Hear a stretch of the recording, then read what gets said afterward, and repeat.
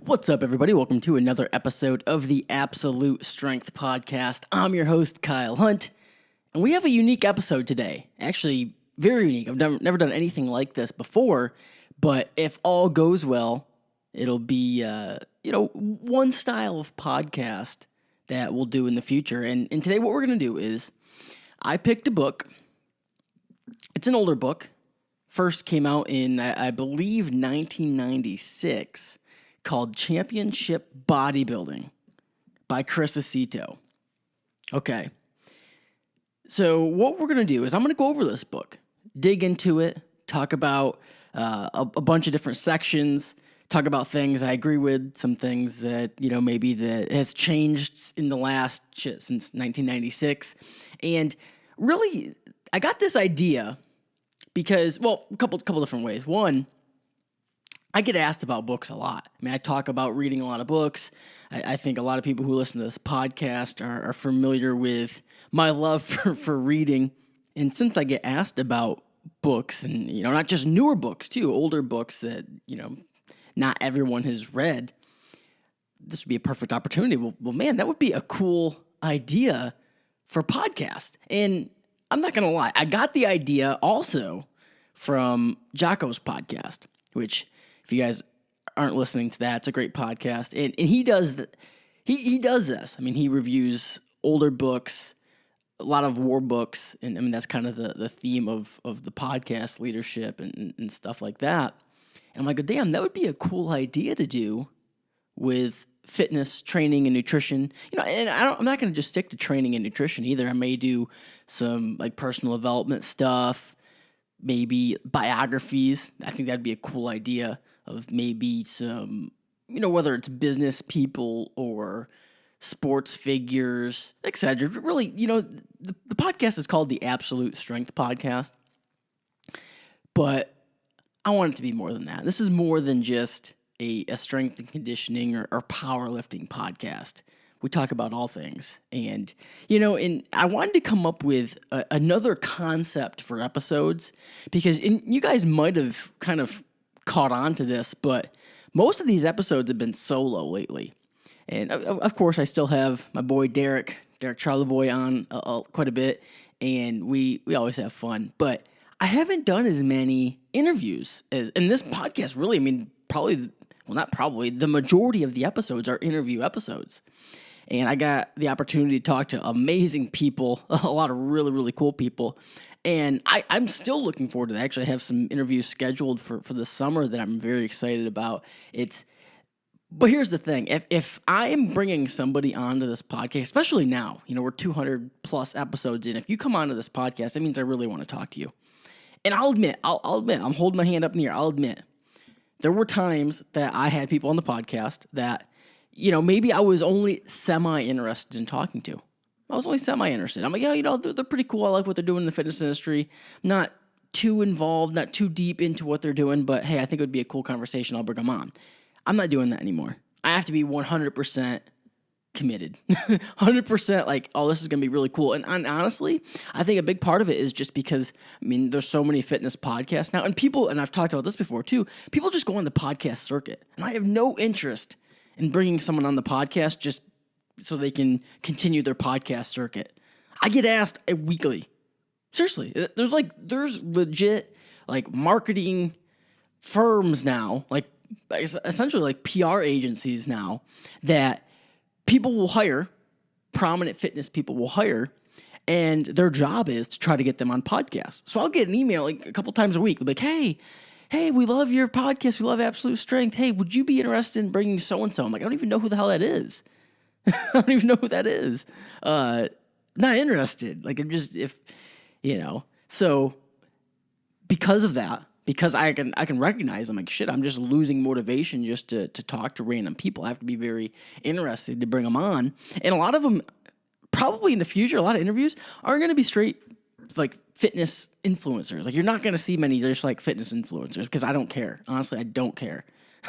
Hate to say it, I just don't.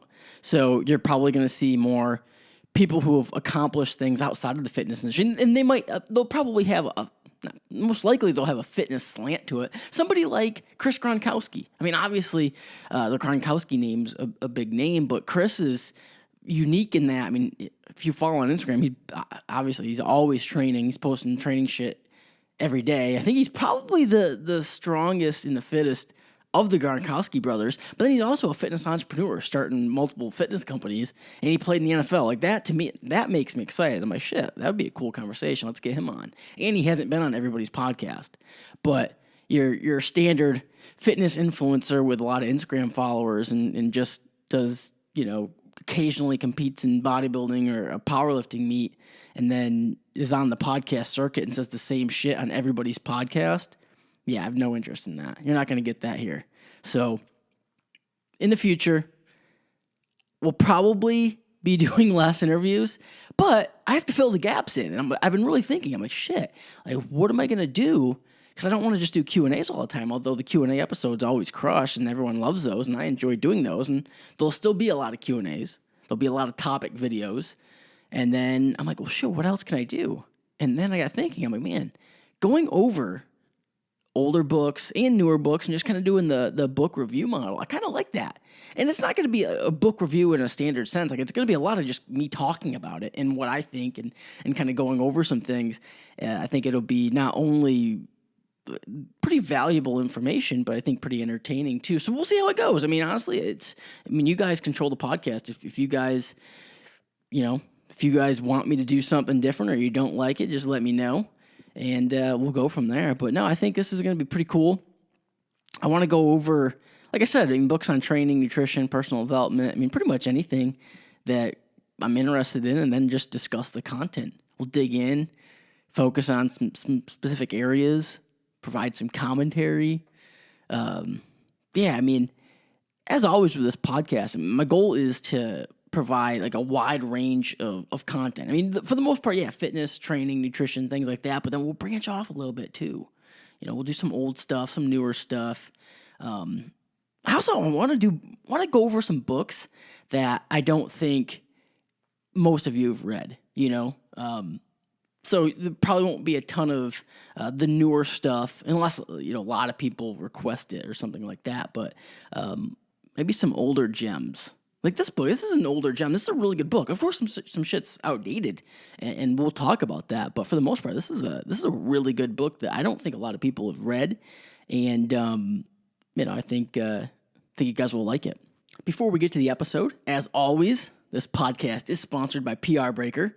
PR Breaker Materia, the pre-workout I use and recommend, best formula on the market in my opinion, and Hit Point, the new protein powder coming out. Shit, it is in. Derrick and I have been going back and forth through texts and DMs. It's down to the wire, man. The shit will be shipping very, very soon. I'm excited. Damn, I'm excited for this protein. And I think a lot of you guys, I know a lot of you guys are excited because I've been getting all the messages like, hey, when's Hit Point coming out? Or I pre-ordered Hit Point, which you can still pre-order it right now, prbreaker.com.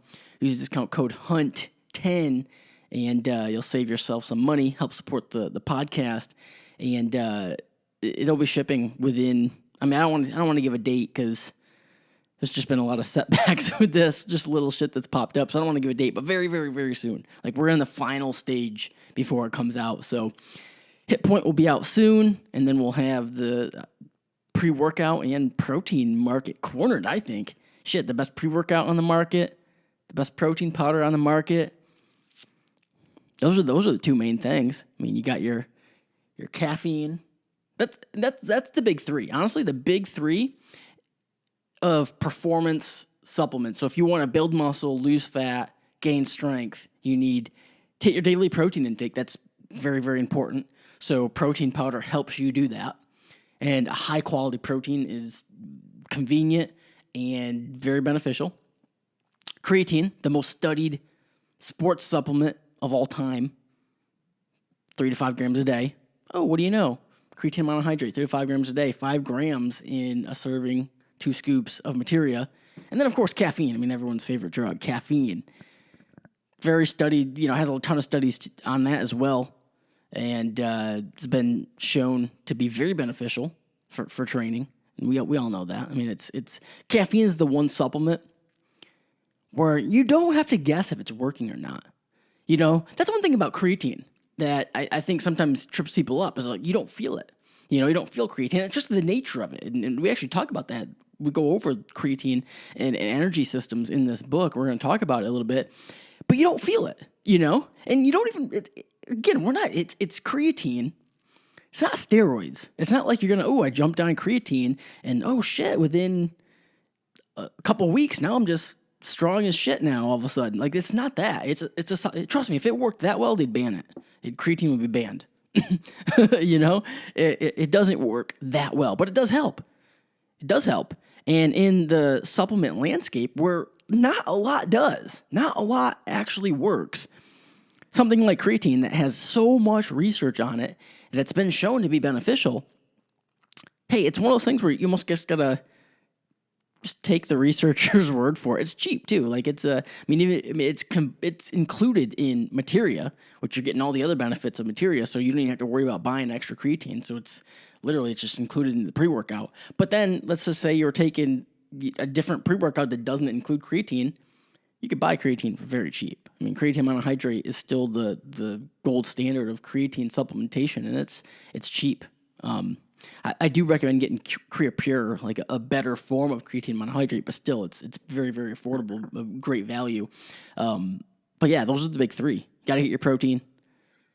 Should take creatine and caffeine.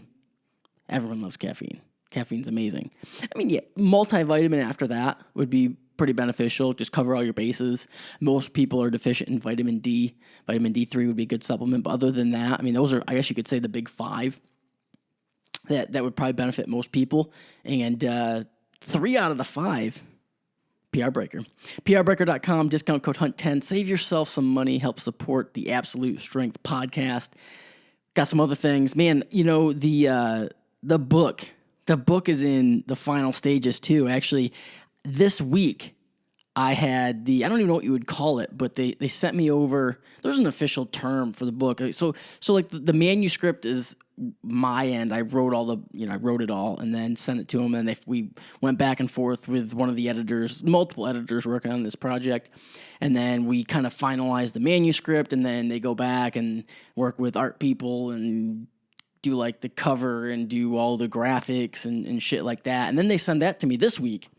So I guess just signed off on that this week, which is really cool. So they sent me essentially what the book looks like for the most part. And I'm excited. This is an awesome project that you guys are going to hear much more about towards the end of the summer whenever I find out that you can start pre-ordering it, and then in the fall it's going to be released and start shipping, be in bookstores and Amazon and all that. And that's going to be my big thing towards the end of the summer. Like this is a big project, and this is really a stepping stone. Like this book still can't go into too much detail what it is, but it's going to be a mainstream book. Like it's going to help a lot of people. It's going to be very beneficial in my opinion, it's going to be like a book that almost anybody can value from. And I know when I say that, people are kind of like, I really like to know more about what this is. But I'll admit, like a lot of my ebooks, I guess this is the best way to explain it. Like Absolute Strength, Absolute Progress, my bench press program stuff, they're very specific. Like only a certain demographic of people are going to benefit from that. Now, mostly people who listen to this podcast, the Absolute Strength podcast, would benefit from the Absolute Strength programs, Absolute Progress programs. You guys want to get super strong, build muscle. You guys have been already in the gym, already been listening to this podcast. Those books are good for you. But you wouldn't benefit, or people who are just getting started wouldn't benefit from that. You know, they're not really geared towards beginners. They're geared towards more intermediate to advanced people. So this book, the book I'm writing, that I already wrote, that's coming out, will be something for everybody. That's all I'm going to say, but it's something for everybody. You listening to this right now will get something from it, but you could just as soon give it to your brother, give it to your sister, give it to your mom, and they'll benefit from it as well. So this is going to be a mainstream. It's going to hit a lot of people, and it's going to expand not only my brand, but I think, what I'm all about. So that will be something I'm going to talk about a lot more in the future. Obviously, be on the lookout for that. And other than that, just, before we get into the content, you guys know the deal. I'm a coach. If you are interested in working one-on-one with a coach, you already listened to the podcast. Maybe it would be a good fit. Maybe it would be a good fit to work with me. Maybe it would be a good fit together. Let's jump on a call. Let's see if we would be a good fit. Let's talk about your goals, your training history, nutrition history, etc. More information about my coaching services is in the show notes, or just send me an email, kylehuntfitness@gmail.com. Let's get the ball rolling. Let's take your shit to the next level. All right. Championship Bodybuilding. Let's give this a stab. Let's see how it goes.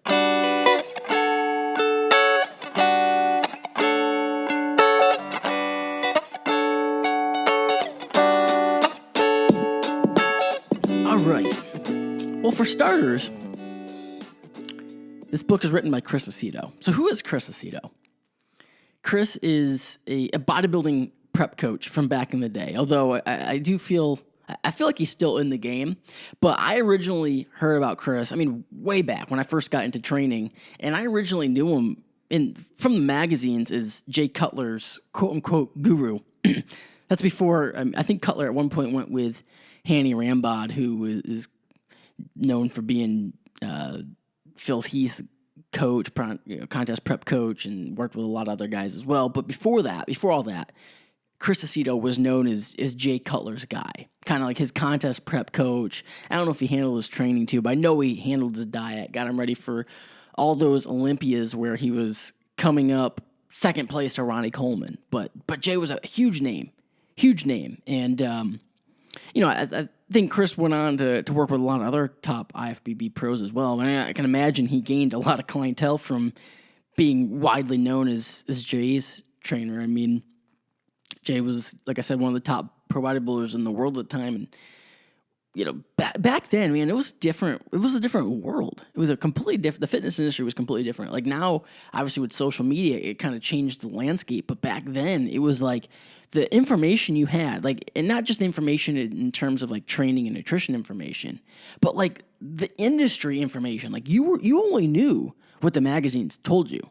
Like you didn't really get this information on your own. Like now with social media, you don't need anybody to tell you who people are working with because they tell you themselves. You follow these people on social media and you're like, oh, look, so-and-so is in a picture with this guy. I wonder if he's his coach. And obviously all the coaches are posting on their social media and constantly letting you know when they're working with the top guys. So you would find that out. But back then, if it wasn't in the magazines, it didn't happen. And if it was in the magazines, then shit, you took notice. You took notice of that. And it was widely known. Like, oh, Chris Aceto, yeah, he's Jay Cutler's guy. So I can imagine, that just being mentioned in the magazines as Jay Cutler's nutrition coach. I'm just trying to set the scene here of what that would be like from a business sense. That would be like, shit, dude, you just got put on. You got put on by Muscle and Fitness, Flex Magazine, Muscular Development, whatever, Muscle Mag, all these magazines. That would be being put on. Now it probably wouldn't even cause a dent. You get 2 extra emails or something. But back then, that would be a flood. I can imagine just the flood of people that would be interested in your services at that point. It would be like, well, shit. It would be like someone like Jay Cutler or someone with a huge following on social media, millions of people posting on their stories or on their actual page, oh, this is my coach, and promoting it all the time. That would be big from a business standpoint. So I'm just trying to set the stage. A lot of you guys are like, who is Chris Aceto? Well, back then he would have been one of the go-to guys in the magazines. It's oh, this guy is a guru, bodybuilding prep coach. He's one of the guys, one of the top coaches at the time. This was written in the mid-90s, so this is even before my time. So I'm not necessarily 100% familiar with kind of what the landscape was then, but I assume because I started reading the magazines in the mid to early 2000s, 2004, 2005, around then. So that's kind of the time period I'm speaking of. So it was probably very similar in 96, 97 when this book first came out. So digging into the book a little bit, in the introduction, Chris actually explains how he got started training, and it sounds honestly pretty similar to me, and probably pretty similar to a lot of you guys as well. He started lifting as a teenager with little to no guidance. I mean, most of us, when we first go into the gym, we don't have a lot of guidance. I remember thinking, like, so when I first started lifting, I think I mentioned this before, started lifting for wrestling right after the wrestling season. We actually had a wrestling workout program that we followed. I don't know where the hell that came from, and it was pretty much straight garbage, but, it gave us a little bit of structure. We'd come in, we'd bench, we wouldn't squat, wouldn't deadlift. We'd do, like, bench, lat pull-downs, some curls, maybe, like, some shoulder raises, like a leg press, leg extension, maybe a couple other things. Then we'd run. Then we'd, like, go out to the track and run, like, a mile and a half. That was, like, our workout. We did it Monday, Wednesday, Friday. So that was my intro to lifting. Didn't have any information at all. And then I remember when the school year ended, they kind of ended our after-school wrestling training. And I was like, well, shit, I want to keep this going. I love this. I'll get a membership at the YMCA. Let me figure out what I'm going to do. And then I started reading the magazines. So then I went from the wrestling workout I had in high school, this is probably like my 8th grade year, honestly. This is after, because I wrestled varsity in 8th grade. Told the story, but I was like way small, like way under the smallest weight class I was. I weighed like 85 pounds. So the coaches were like, oh shit, you need to put on some muscle. Trained with them. And then that summer between 8th grade and 9th grade is when I really started taking training serious, started reading the bodybuilding magazines. And, trying to get information. So what do you do? So you get information from the magazines, but you're at the gym and you just ask, hey, what are the big guys in the gym doing? Just, you don't even have to ask them, just watch them. But Chris mentions this is something that still goes on today, not necessarily from a gym setting, but even just with social media, just looking around at what the people who are successful, so just looking what they're doing. Chris asked, he asked every big guy in the gym, what are you doing to get so massive? And interestingly, he got a bunch of different answers, which highlights an important point here. There are absolutely better ways to build muscle. We know that. There's better ways to build muscle, better ways to gain strength, better ways to eat, better ways to recover. But although there are better ways, there's even best ways. But there are many ways that can work. And that's just proven by looking around. Like even today, look around at what people are doing who are really strong. Look what people are doing who are building a lot of muscle and getting jacked. Like there's a ton of similarities. Like we can definitely, success leaves clues. There's definitely a lot of similarities, but there's no like one program. There's no like one method. There's a variety of methods. I think sometimes, again, we can kind of get caught in our own web here and we'll just kind of just listen to people who say the same things over and over again. And then we almost start to believe that, hey, there is only one way. And that's just not the case. There's many ways that can work. And again, I think, sometimes we, myself included, we tend to forget that people have made progress for a long time doing things that even research wouldn't necessarily support. So what's that about? There's just a lot of ways to make progress. You can, I think sometimes we get so caught up in trying to find the right ways, the quote unquote right ways, that we forget what's really important. And at the end of the day, you still got to put in hard work. You still got to lift heavy. You still got to actually follow the nutrition principles. Like you can talk about, all the nutrition principles in the world, but if you don't actually stick to it, then it doesn't matter. Or you can not know what you're doing, but train your ass off, and you'll probably still get really good results, at least decent results if you're training your ass off. I'd rather have someone that's like, I don't know what I'm doing. I'm just going to put in a lot of work. Yeah, you're going to spin your wheels, and eventually you're going to get to a point where you can't make any more progress, and you're going to need to get some information. But I'd rather somebody start there, because then when they come to me and they've already been training hard, I'm like, oh, great, this is going to be perfect. Now when I give you direction, you're going to take off. I'd rather someone be that way than come and they just spent all this time reading and researching and not implementing any of it. Because then there's a problem with that too, because then you become a little bit too intelligent for your own good. You start thinking that you're more advanced than you actually are. You might be advanced more in knowledge than your physique is or your actual training age is. I think that's one thing that people who start with nothing, they don't really know what they're doing, kind of like me. What helped is I was like, I don't know. The program I'm doing, I didn't know if it was good or not. I just knew that, hey, and plus coming from a wrestling background and kind of being my first real training was in a wrestling environment, we just trained our asses off. We just worked out really hard.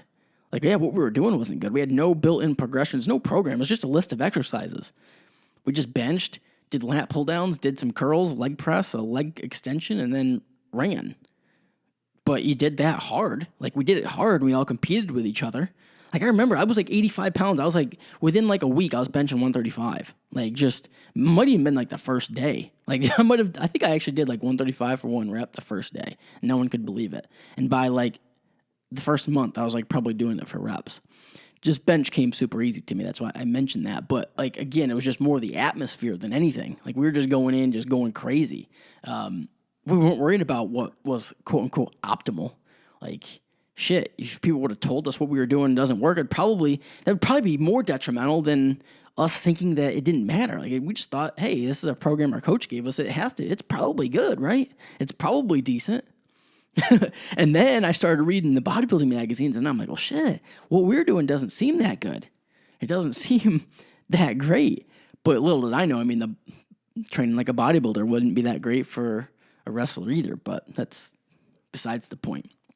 But yeah, I think, so it's kind of semi-random that I started with this book, but it was just like, I got thinking, I was going through, like, I actually made a list. I have like 20 books that I want to do this style of podcast on, and this was just one. I was like, yeah, I guess I could start here. This would kind of be interesting to start with. And just, one of my goals with reviewing some of the older books too is so we can see, like, hey, like, okay, well, people got results doing this. There's a lot of new research that would change our opinion, but hey, let's see what's worked in the past. We can talk about it, comment on it. And some of it, yeah, it's outdated. Some of it, we have better ways. Cool. Okay, we can recognize that. But then also we can see where some of these methods have stood the test of time. If a book was written 25, 30 years ago, and hey, that based on, they might even not even had much research or any research on the methods then, but it worked. And now we actually have some research to support it. But okay, that's cool. It's interesting. All right. So let's dig in. Let's dig into this. The first section of the book deals with training. The second section deals with nutrition. And then we'll finish up. We'll talk a little bit about supplements. So let's talk about training first, which is kind of interesting, which when I first read this book a few years ago, like I said, I didn't really know of Chris Aceto much from the training side. I just knew him as like a nutrition guru. But, it was kind of interesting that he talked quite a bit about training. Probably, honestly, he split it up about 50-50, 50% training, 50% nutrition in this book. I just found that was kind of interesting. The first thing he talks about in terms of training is you can't skip steps. And that's a mistake I made early on. I think it's hard for anybody to think of themselves as a beginner. Even when we are a beginner, no one wants to think of themselves as a beginner. And I remember my mindset, like that summer between 8th and 9th grade, that was my first real, like I was left on my own, let me figure out what to do here. Let me ask some people. Let me read some magazines. That was the information I had.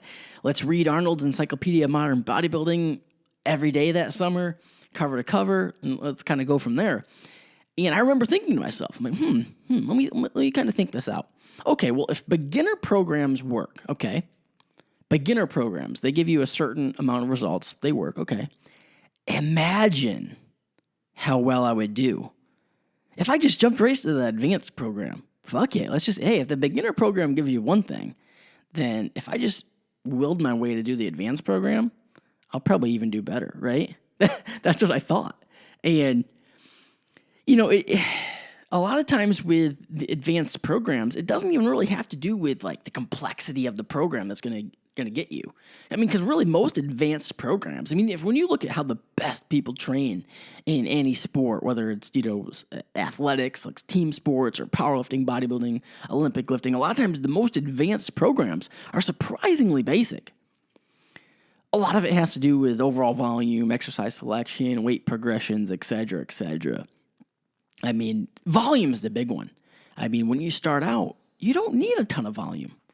You really don't. I mean, because when you're starting from square one, I mean, any amount of volume is going to be overload. Any amount.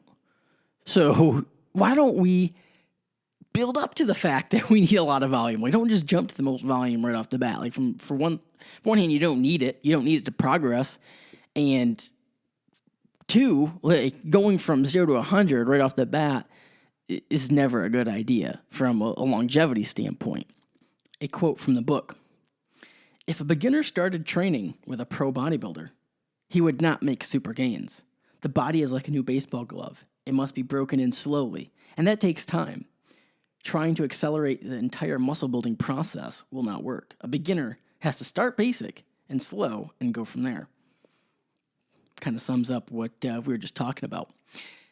Next, this is directly a quote from the book. "The beginner must grasp two important ideas. The first idea, proper form is a must."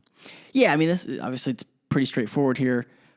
Proper form is not only from a staying healthy standpoint, and he kind of talks about this, but correct form allows you to place and maintain the majority of the stress from the weights on the particular muscle you're trying to build. All right, so this is what we're talking about here is we've all seen the beginner come into the gym, doesn't know what they're doing. Normally, the exercise I haven't had is curls. And they're just like, actually, funny enough, I was in the gym yesterday. And I was finishing up my upper body workout, and I was doing barbell curls. And you know what? I don't really even have that big of biceps. I don't even train arms that much. But I do. I like to get a pump at the end of the upper body sessions once in a while. I was doing some barbell curls just on a fixed barbell. I was only using 70 pounds and going super strict and controlled and getting a really good pump, feeling good, loving it. And there was this kid in there who I see him, and he's, no disrespect to the kid. He's just starting out, real skinny kid. And he was doing some dumbbell curls. And I don't know what weight he was using, but whatever it was considerably more than what he should be. And, in the back of my mind, I was like, and I remember being that kid and not really recognizing the little details. But I'm like, man, he should watch. I'm like, is he noticing how I'm doing my curls and how he's doing curls, and they don't even look like the same exercise? And at first, in my head, I'm like, oh shit, should I say something? But then I'm not that person, especially nowadays. I don't know, I just put my headphones on, and if someone asked me a question, I would love to answer it, but I don't know. I don't think people don't want help if they don't ask. That's how I perceive it. And that may be wrong, and that may be just coming from somebody who, I receive hundreds of questions almost on a daily basis obviously with clients and just other people. I receive a lot of questions. So in my head, I'm like, well, shit, if someone has a question, they'll just ask me. But in person, I think that's sometimes not the case. But then it kind of hit me. I'm like, I remember being that kid.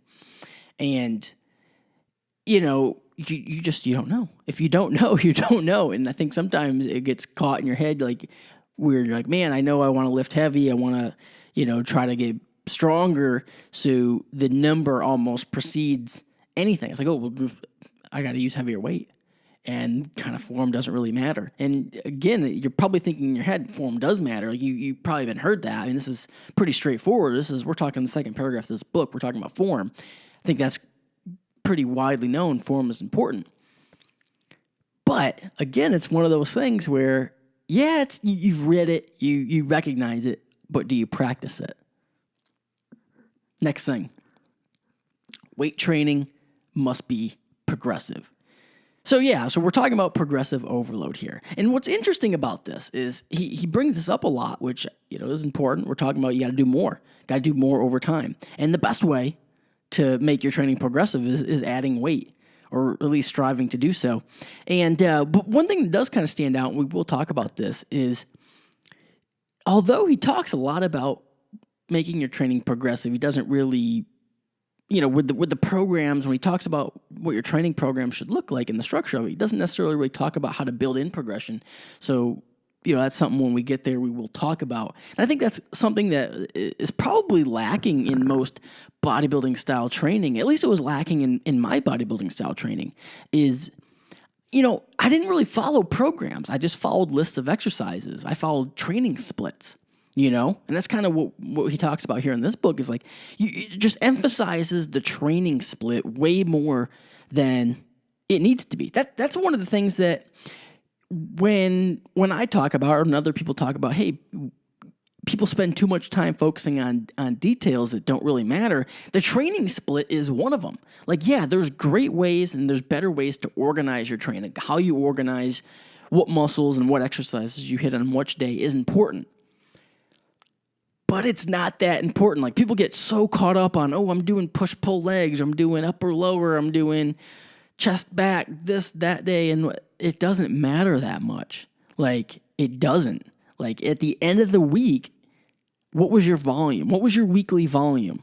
What was your weekly volume on chest exercises, back exercises, bicep, tricep, legs, etc., etc.? What was the weekly volume? Now, let's reverse engineer it from the weekly volume. Like, okay, how can we organize our weekly volume in a way that allows us to get the most productive amount of sets in? And yeah, that's when you say, okay, well, I like push-pull legs, I like upper lower, like this, I like that. But again, the volume at the end of the week is what's most important. So don't get so caught up on the training split. And we're going to talk about that because that's kind of what this book outlines. It spends a lot of time on and detail on your training split. And I think that's one of the biggest mistakes I made early on is just, I just thought I put way too much emphasis on what my training split was and not really enough emphasis on what the actual numbers and the training parameters that matter, what they were. Same thing with nutrition. It's like people who put a lot of focus on clean eating. I'm eating chicken and rice and vegetables, which, yeah, that will set you up well. But you can't tell me how many grams of protein you're eating in a day, how many grams of carbohydrates you're eating in a day, what your overall caloric intake is at the end of the day, at the end of the week. Are you in a caloric deficit? Do you know? Like, that's what's most important. Like, yeah, how you structure your meals. Same with, like, it's meal timing. Like, all these little details. Yeah, everything plays a role. But what is that role? I think that's one section of this big picture of training and nutrition that I think once you understand that, and that's why Eric Helm's books, the pyramids are so great and how they're structured is just because I think a lot of people were able to look at that and read those books and kind of understand, like, okay, there's levels to it. What's most important? What's not important? But again, it's still one of those things where I think people can read it and they can know the information, but then in practice, it's easy to get caught up on tracking all these little details. And then the problem with that is, and there's a value, and if you're really mastering everything, if you're really mastering the training, nutrition, you're doing everything right, doing all the little details, then yeah, the details can matter. But again, if you don't, the base of the pyramid, the big stuff, the stuff at the bottom, like, you have to master that completely almost before you go to the next level, before you can even worry about the next level. Like, do you have the first level mastered? Do you really have that mastered? Yes? Okay, cool. Let's go to the next one. But what people do is they hit the first level. Yeah, I got that about 75%. Cool, we'll move on to the next one. Got it 75%. Next one, 75%. And then at the top, it's like, well, I got this 100%. I'm doing good. It's like, no. Okay, yeah, cool. You have the top levels 100%, but the things that matter down below, you're only about 75%. That has to be reversed. And if you reverse that, got the bottom shit, the basics, the fundamentals dialed in, but the top little details, yeah, you got about 70%, you're fine. Like, you might not even see a difference. As crazy as that sounds. That's crazy. Think about that for a second. The big stuff, the stuff that matters, if you get that 100%, the top stuff, like, you could get that or not get it, and depending on what level you're at, you may not even notice a difference. You may not even notice a difference. The third important idea is that muscle grows best in the 6 to 12 repetition range. This is a direct quote from the book. Less than 6 reps will increase strength with lesser increase in muscle size. This is why many strong powerlifters do not have super big muscles like bodybuilders. Powerlifters train for strength, not size, using a rep range of 1 to 6 reps. Performing more than 12 reps will build muscle endurance. This means that muscles become better at doing the rep range. However, there is no appreciable increase in either size or strength from doing 20 reps. Okay, so what he's saying is the standard 6 to 12 rep range is best for building muscle, which is true.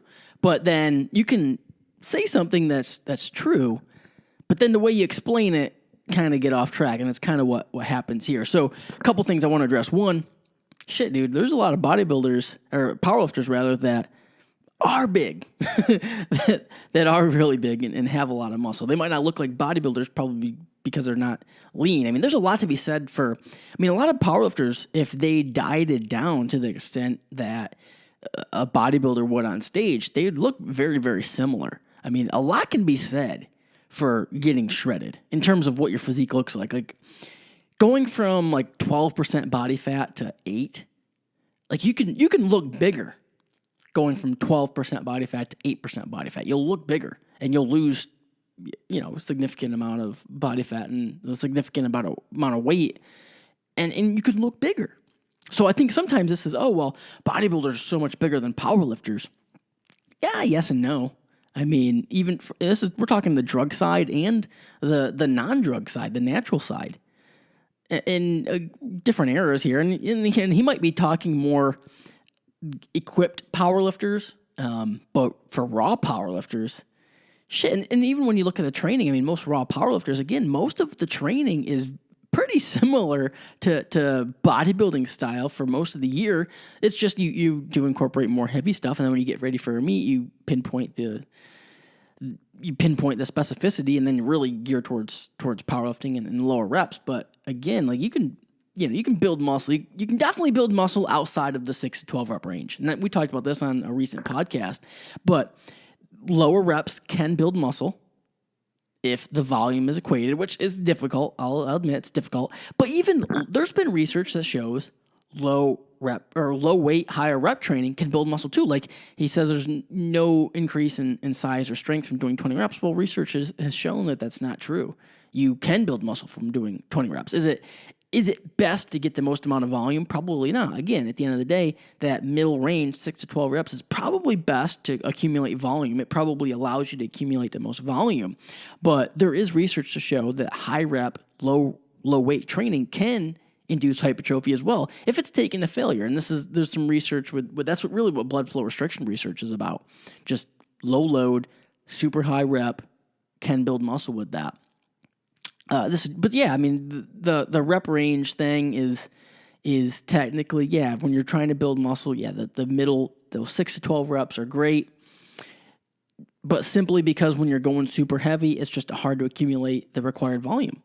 It's, again, we go back to the Brad Schoenfeld study that we talked about either last podcast or 2 podcasts ago, where he showed that if you did powerlifting style training, I think it was 8 sets of 3 or 7 sets of 3, and did the same amount of volume with 7 sets of 3 as you would do with 3 sets of 10 or 3 sets of 8, whatever it was, you got about the same amount of muscle growth. Of course, the difference is the 3 sets of 10 group, it took like 20 minutes, and the 7 sets of 3 took like an hour and a half. And the 7 sets of 3 was brutal. They felt like they couldn't do anything more. They were like, oh man, this is very, very tough, very, very challenging. I'm worn out. And then the 3 sets of 10 group were like, well, shit, I could do a lot more. Like, give me some more work. So again, volume was equated, muscle growth was the same, but the 3 sets of 10 group were like, well, shit, let's give me some more. So you can get more volume that way. It's easier to get more volume, and you have more time. It only took 20 minutes. So when you look at it from that sense, that's why the rep range is what it is. But there is benefits to all rep ranges, and throughout the training year, you probably should hit almost every rep range within reason. I don't really think you need to do hundreds, but there is a time and a place to do some higher rep stuff and build some muscular endurance. Build that hypertrophy endurance range, those 15 to 20 reps. It's good to throw that in occasionally. The next section, stress and growth. Stress, the weight used, is the stimulus for muscle growth. It is what sets muscle growth into play. Any beginner to bodybuilding will typically see very quick progress using very light weights because even light weights are a stress to an untrained body. Once the body becomes used to the stress, it adapts and muscle growth grinds to a halt. In order to introduce that stress, a slightly heavier weight must be used to act as a successful stimulus. So this is kind of just like the progressive overload concept. But one thing I do want to say is initially when you first start training, a lot of the gains you make initially are neurological. So initially you get stronger before you'll actually see the muscle growth, and then kind of the muscle growth comes in, and then you'll be building muscle, and then that's when you got to start making training progressive. But I mean, really, you gain strength quick initially, so that almost builds in the progression right off the bat because you just become strong, especially as a beginner. Like you starting from ground zero here, you train, you're going to gain strength almost from a session-to-session basis. Back to the book. Beginners often make the mistake of adding more reps or more exercises without first attempting to increase the weight on the exercise that they're already doing. So again, I'm trying to think about this and kind of, I get what he's saying because I think the beginners they're like, oh, well, it's kind of the shiny object syndrome. And that's why it's hard for beginners to stick to a program like a basic 5x5 program, although that might be the best because it has built-in progressions on a session-by-session basis and it focuses on the main exercises, etc. But shit, it's hard for people to be disciplined at that because you see all these machines and you see all these cool exercises and you see other people doing stuff. So I get the idea that, people want to just jump ship and try a bunch of different exercises and throw in different stuff rather than just getting stronger on the exercise that they're already doing. But as a beginner, I think you'll see strength progress quickly. So you at least initially, you'll probably be okay just adding weight to the bar just because you are recognizing you're getting so much stronger. But this is an issue that even people in the intermediate stage deal with quite often. You have to do these same exercises consistently in order to get better at them. Like if you're just constantly changing your exercises, again, it will work. It will work. And there is something to be said from a bodybuilding standpoint is you do want to hit the muscle from multiple angles when you get to that point and et cetera, et cetera. It's a whole nother discussion. But from a consistency standpoint and just from tracking progress, like it just makes things a lot easier when you are sticking to the same basic exercises. So you know what weights we're using last month on a particular exercise, and you know what weights you're going to be using this month because it was more than last month. And it's easy to track volume that way. And as a beginner, again, you can make a lot of progress just sticking to the basics and the fundamentals. So you just want to be careful initially throwing in too many exercises. But then on the flip side, you do want to make this fun, So that's why I sometimes struggle with recommending just the basic 5x5 beginner style programs for people, just because I recognize that they're not that exciting. Not that training always has to be super exciting, but hey, we want to make this fun. So let's kind of blend the best of both worlds. Let's stick to a few main things that we're going to track the progress of, but let's throw in some other exercises, extra, what do they say? What is it? Variation is the spice of life, or I don't know. I feel like I messed up that quote, but throw in a little bit of variation just to keep things interesting. It's fine. So then going from the stress and growth, it's kind of a natural progression to talking about the general adaptation syndrome. So the gas syndrome is, again, this is just a stress. Has to do with stress, the stress response. And this is, a lot of times in training books, this is brought up, and it's a very good model to kind of get an introduction into how the body responds to training, responds to stress. But directly from the book, let's just dig in here.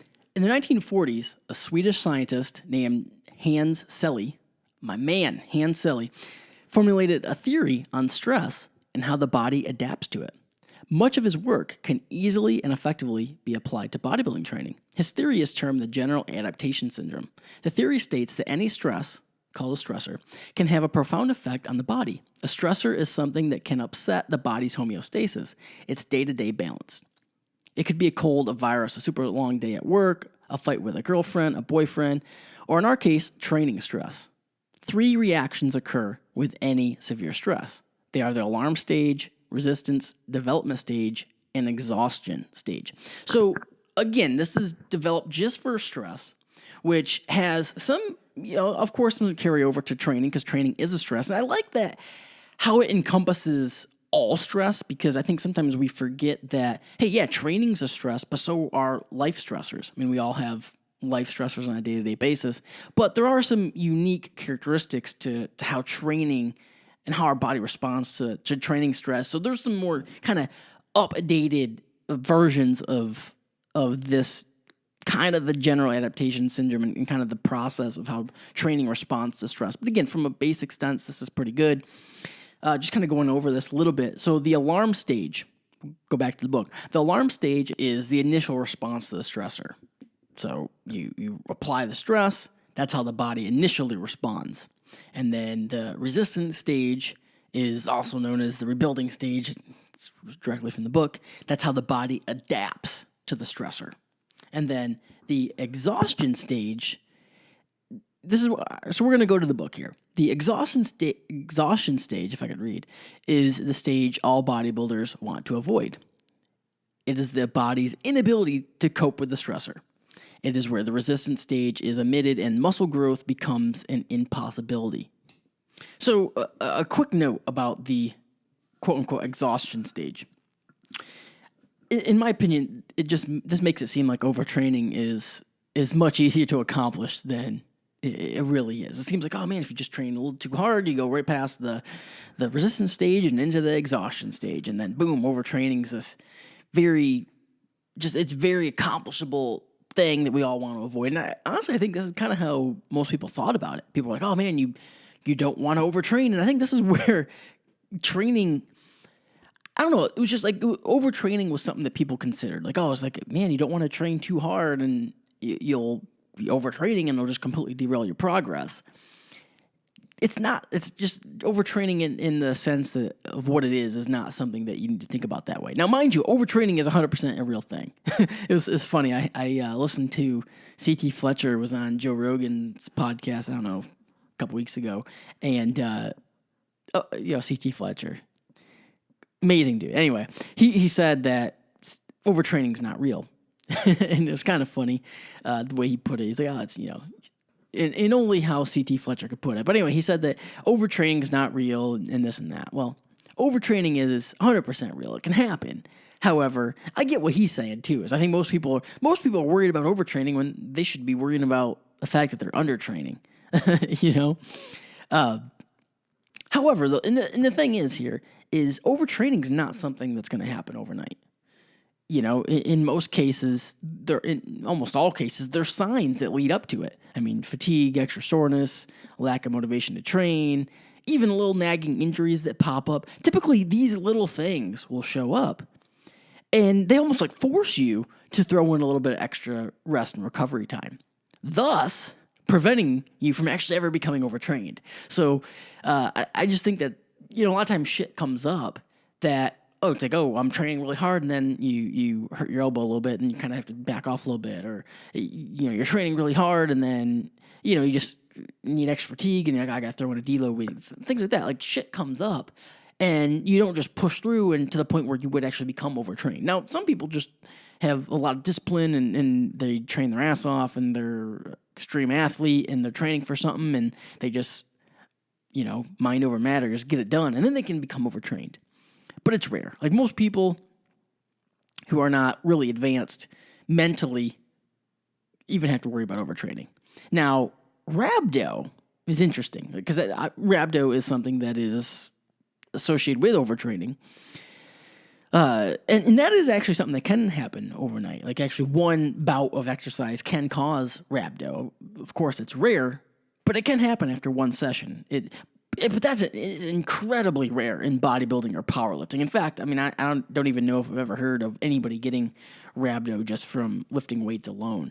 I'm sure it's possible just doing like a bodybuilding or powerlifting session and getting rhabdo. Like maybe if you were really strong and then took a long layoff and then came back and just you're physically and mentally strong, took a long layoff, then came back and just trained your ass off, just like how you never left, like maybe.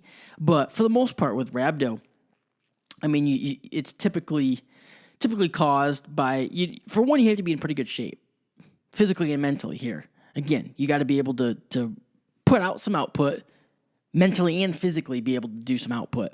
So if you're just a stark beginner, never really trained before, it'd be very hard to, even though your overall conditioning would be very low, you would feel like you'd be more susceptible to something like rhabdo. You got to be able to have some output. You got to be able to have some power behind what you're doing to really cause it. A lot of times, again, it's caused by something like CrossFit. Something that also has high intensity combined with endurance too. So, I mean, military style training. I mean, you see rhabdo there. CrossFit, like I said, even cycling classes. Like you see people who are in pretty good shape, and then they go to a cycling class and just go crazy, and then develop rhabdo. Like you do see that. That's I mean, it's serious. It's something that it's worth bringing up.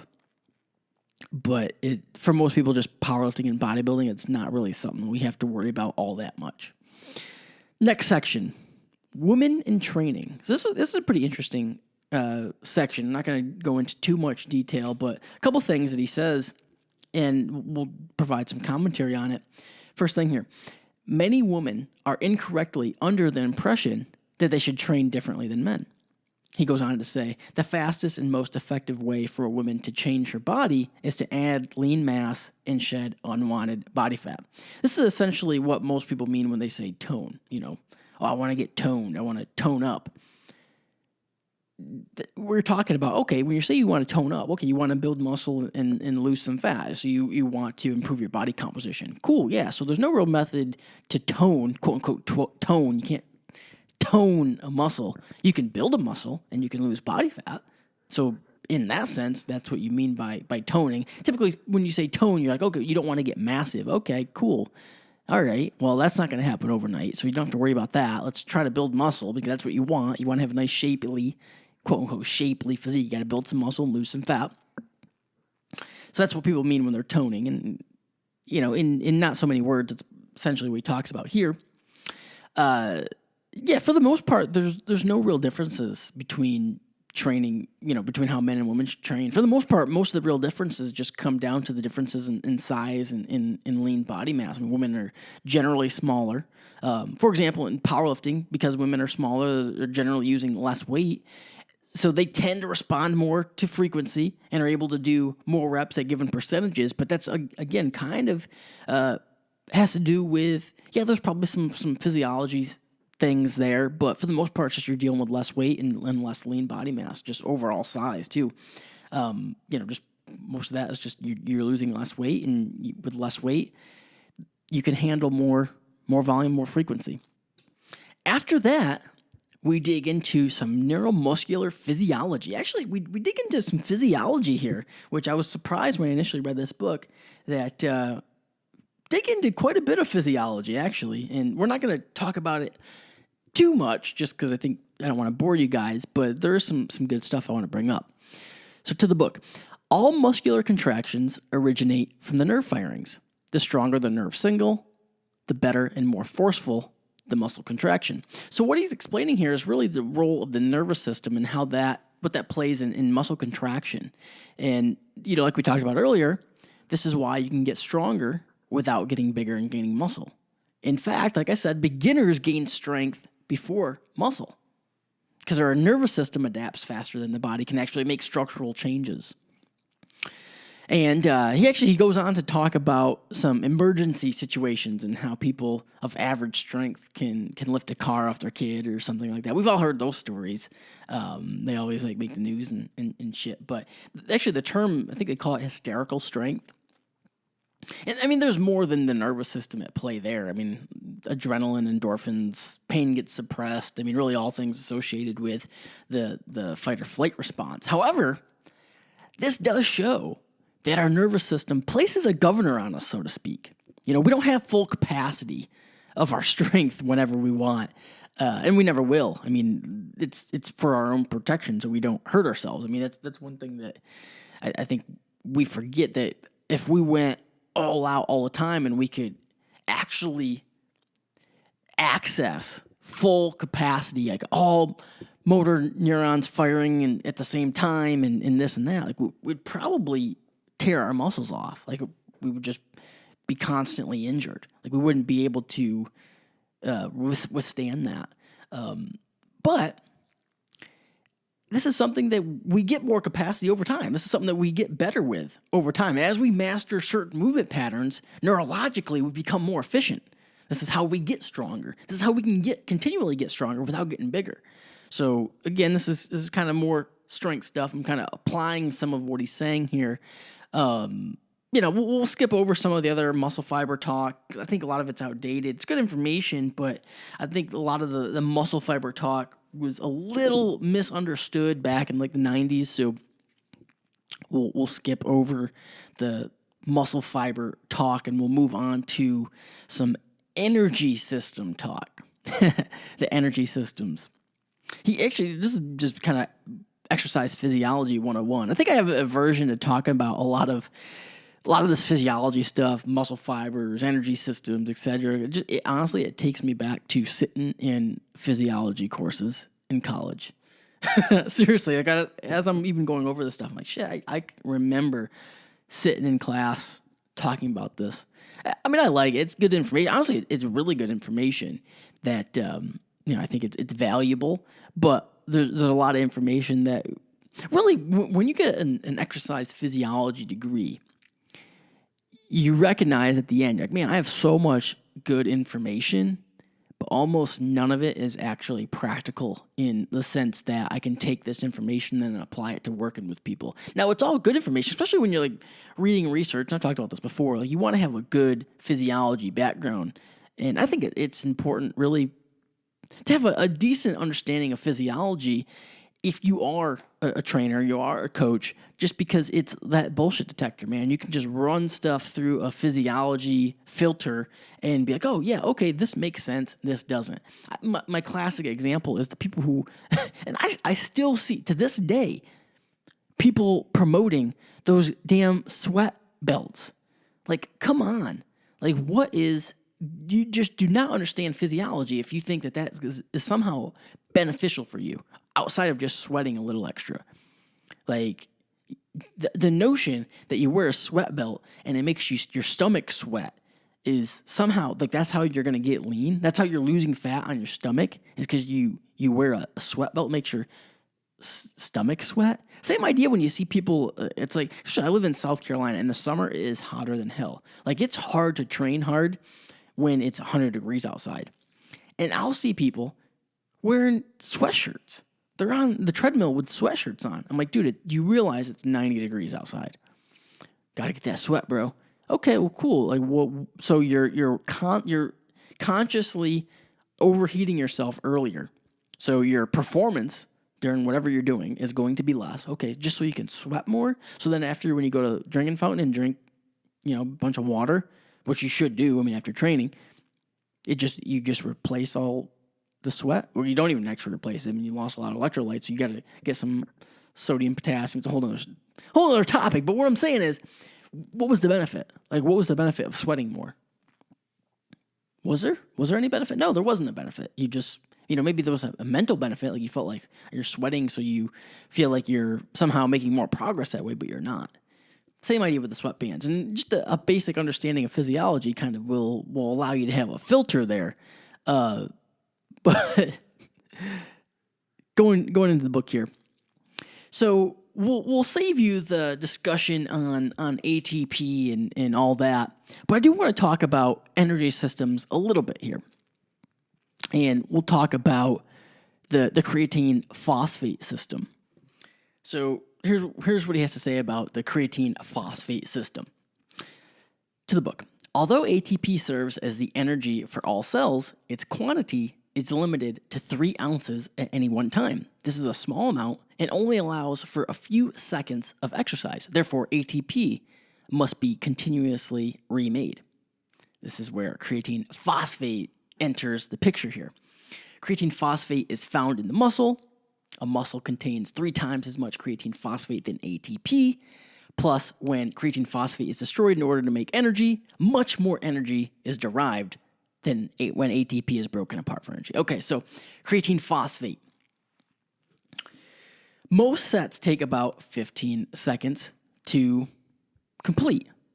The entire ATP creatine phosphate system allows for maximal work of up to approximately 15 seconds. So creatine phosphate, beneficial here. We're talking about this is very applicable to training.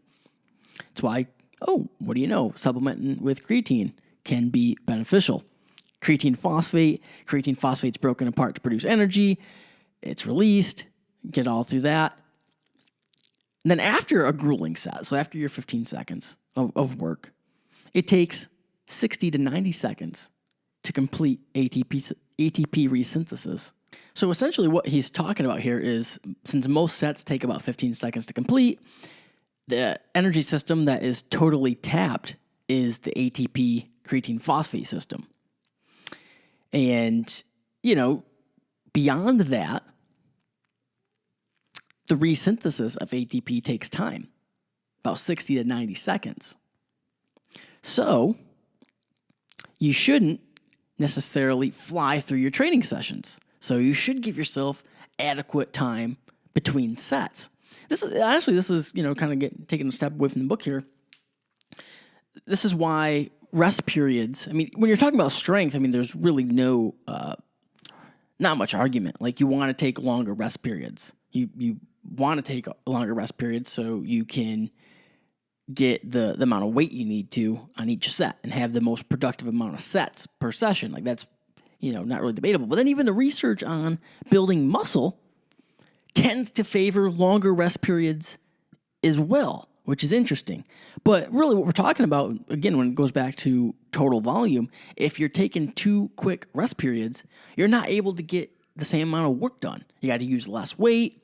You're going to be, at the end of the day, getting less productive sets in. So don't be in a rush. Now, there's a time and a place to do some supersetting and things like that and pick up the pace a little bit, especially with accessory work that's not quite as demanding. But with the main movements, take as much rest as you need. Like, there's no sense in rushing it. And even when you look at it from an energy system standpoint, there is some things to kind of support that. The section on the book, he kind of reiterates that training too fast and taking too little rest time in between sets elevates the heart rate to such a high level the entire body as a unit fatigues before you can bring a set to muscle failure. Fast action training compromises your ability to the best muscle building workout possible. I recommend 1 to 2 minutes between sets and up to 3 minutes on exercises like deadlift, squats, and some back exercises. You should rest long enough for your heart rate to come down low enough so when you do a set, the muscle fails with no concern. Your elevated heart rate will compromise your effort. So what happens if your training happens to take longer than that 15 seconds? Back to the book. In a nutshell, when you perform a hard set of leg presses, the energy allowing you to do the work comes from ATP, while phosphocreatine helps to maintain elevated levels of ATP. Since ATP creatine can only maintain energy needs for up to 15 seconds, the muscles rely on a backup fuel reserve, glucose, derived from carbohydrate foods. So now we start talking about the glycolytic system. Back to the book. Another way the muscles can obtain ATP is by breaking glucose, sugar, into ATP. Technically, this liberation of ATP from glucose is called the glycolytic system, as it involves glycolysis, or the breakdown of glucose by special enzymes called the glycolytic enzymes. Okay, so what we're talking about here is for sets that go beyond 15 seconds, this is where the body starts utilizing glucose, carbohydrate, sugar for energy. Back to the book. There are 2 sources of glucose that can be used to make more ATP. The 2 sources include glucose, blood sugar, that floats about in your bloodstream from a recent carbohydrate meal, or from liver glycogen, or muscle glycogen. Glycogen is made from glucose. It's a collection of a stored glucose derived from previously eaten carbohydrate foods bundled together and physically packed away into the muscles and liver, where it can be called on to fuel your workouts when sugar levels in the blood fall. So when glucose levels in the blood fall, that's when your body starts relying on stored muscle and liver glycogen. He wraps up this section with a little chart called the primary sources of fuel for weight training. So he has supplemental creatine with an arrow going to creatine phosphate, with an arrow going towards ATP, with then another level, a recent meal with an arrow going towards glucose, and then another little circle with glycogen going towards glucose. So really what we're talking about here is creatine phosphate and glucose glycogen creating ATP. Yeah. So again, kind of we skipped around, and after reading it, a lot of it is he kind of tries to explain the energy systems, and he does a decent job. Gets a little confusing the way he explains it, but essentially what he's just talking about is just the breakdown of ATP and how how this affects your training and how it kind of relates to the training and how it goes from ATP, creatine phosphate, and the glycolytic system. Again, to really dig into this, you'd want to spend a lot more time on it. Probably like we could do a whole series of podcasts on energy system. And this is only from a lifting component. You add in the cardiovascular component, and that's when it really gets interesting. But moving on. Okay, moving on here. A beginner's overview. That's what it's called here. So he says, ideally, a beginner should start training 3 days a week, which I can agree with that. So, as we've talked about, beginners don't need a tremendous variety of exercises to work each body part. So 3 days a week doing full body 3 days a week works pretty good. I also like for beginners doing upper and lower. I think that kind of helps people relate to, okay, we're doing upper body, kind of get the idea of splitting the exercises up. I think that sometimes helps people. But 3 days a week, full body works, or upper lower 4 days a week, 4 days a week works very well for beginners. And this is something he said here that's kind of interesting is, quote from the book, surprisingly, beginners can work each body part more often than an advanced bodybuilder. I don't necessarily agree with that. I get what he's saying. I think what he's saying is, okay, since we're not going to be doing as much volume per muscle group, per session, we can train more frequently. But again, I don't necessarily think that's the case. I think even if when you're advanced, you honestly should be, your amount of volume will be greater. So how you distribute that volume doesn't really matter. Now, again, this was kind of the era of bro splits, and we're going to get into that in a second.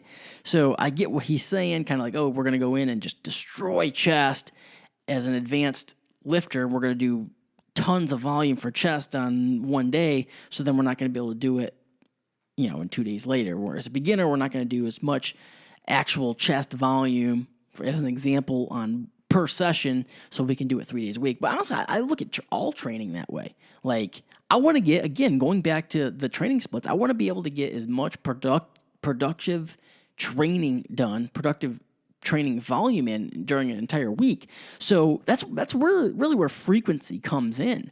Like when you're doing just a bro split and you're doing a ton of volume on chest in one day, towards the end of the workout, not only is the muscle very fatigued, but you're fatigued. So how quality is that? That's something to debate. So then we get into the training splits. Like we talked about, we got the 3 days where you train Monday, Wednesday, Friday, and doing full body sessions. This split is good for those very unfamiliar with both training and athletics. The emphasis is placed on familiarizing yourself with training and form. And then 4-day split, upper, lower, or 4 days on, 1 day off. He says this is the next logical step for a person who is trying to build a solid foundation on the 4-day split. This is a great split for the bodybuilder. This allows him to pay more attention to each body part. All of the body parts are worked once over the 4-day period with 1 day off to rest before starting the program all over again. The body parts can be grouped as follows. Okay, so start out 3 days a week. He says full body, then do the 4 days, upper, lower, and then after that, you would do day 1, chest and biceps, day 2, back and abs, day 3, legs and calves, day 4, shoulders and triceps, and then day 5, you'd rest and then repeat that. So a very, very typical Very typical bro split. This is something that, I remember following this back in the day. Back in the day when I would read the bodybuilding magazines, this was like the standard 4-day split. You do either chest and triceps or chest and biceps, then you do back by itself or back and biceps, then you do legs by itself, legs and calves, and then either shoulders by itself or shoulders and triceps. So essentially what this is. And then moving on from that, he says, here's a 2-on, 1 days off split. This is my favorite split to add mass. It allows for full recovery, especially in those who may find it difficult to recover from the 4 days on, 1 day off split. This split is guaranteed to make you bigger and stronger. Guaranteed, he says. Each body part is worked just once every 6 days. This split is great for advanced bodybuilders who find themselves pushing themselves to the limit, but lack the energy or recovery ability to come back and train hard day after day. The body parts can be split as follows. So this is like the advanced program, 2-on, 1 off, guaranteed to make you bigger and stronger, although there's no real program. This is just a training split. How can a training split, question, how can a training split be guaranteed to make you bigger and stronger? Interesting. Okay, but here's the split. Here's the magical split here. Day 1, back and biceps. Day 2, chest and abs. Day 3, rest. Day 4, legs and calves. Day 5, shoulders and triceps. Day 6, rest and repeat. So 2 on, 1 off, 2 on, 1 off. Back and biceps, chest and abs, rest. Legs and calves, shoulders and triceps, rest. That's the magical split right there. Next up, 3 days on, 1 off. This is one of the splits that is gaining in popularity because, like the 4 days on, 1 day off split, it gives the bodybuilder more rest than training 6 days a week or 4 or 5 days in a row. Training splits calling for more than 4 consecutive days of training in a row usually short-circuit the body's ability to recover, which impairs growth, leaving the bodybuilder frustrated with little gains. So he's pretty much saying you can't train more than 4 days in a row.